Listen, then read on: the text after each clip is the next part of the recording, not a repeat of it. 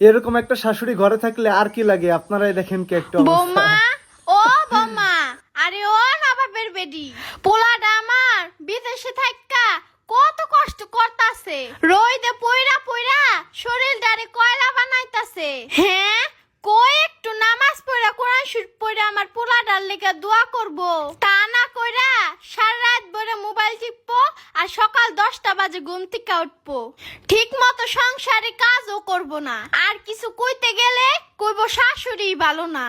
আরে যা কই তোমাকে ভালোর লেগাই কই, মায়েরা কোনোদিন সন্তানের খারাপ চায় না, এখন তো শাশুড়ির মর্ম বুঝো না, যেদিন শাশুড়ি হইবা ওই দিনই ঠিকই বুঝবা।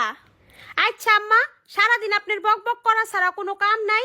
কি ভাবছেন আমি আপনার এই বকবক শুনে বিরক্ত হমু, আপনার মনে কষ্ট দিমু আর আপনার পোলার কাছে আপনারে খারাপ বানামু? না আম্মা, বাপের বাড়িতে এইভাবে মোবাইল চালাইলে দেরিতে ঘুম থেকে উঠলে মায়ও বকবক করতো, শাসন করতো। কই তখন তো আমি মায়ের বদনাম কারো কাছে করতাম না, বরঞ্চ একটু পরে সব ভুইলা যাইয়া মায়েরে জড়াইয়া ধরতাম, একসাথে বইসা ভাত খাইতাম। শুনেন আম্মা, আপনি আমার শাশুড়ি আম্মা, আমার স্বামীর মা, জীবনে অনেক কষ্ট কইরা আমার স্বামীরে মানুষ করছেন, বৃদ্ধ বয়সে ছেলের কাছে একটু ভালো থাকার লেগা। আর আমি পরের মাইয়া উইরা আইসা আপনাকে মা ছেলের সম্পর্ক নষ্ট কইরা দিমু? না মা, আমরা তো মিলামিশা থাকমু, সংসারের কাজ রান্না বান্না খাওয়া দাওয়া শেষ কইরা শাশুড়ি বউ মিল্লা একসাথে মোবাইল দেখমু, একসাথে নামাজ পড়মু। তাইলেই তো আপনার পোলায় ওই দূর প্রবাসে হাজার পরিশ্রমের পরে মানসিক শান্তি নিয়ে বাঁচতে পারবো।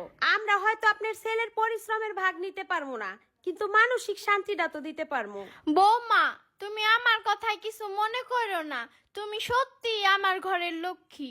তোমার মতো যদি সব বউরা এইভাবে ভাবতো তাহলে আর কোনো মা ছেলের সম্পর্ক নষ্ট হইতো না, আর মানসিক যন্ত্রণায় অল্প বয়সী পুরুষরা কখনো স্টক করে মারা যাইতো না। তুমি হাজার বছর বাচ্চা থাকো মা, আমি দোয়া করে দিলাম, সুখী হও।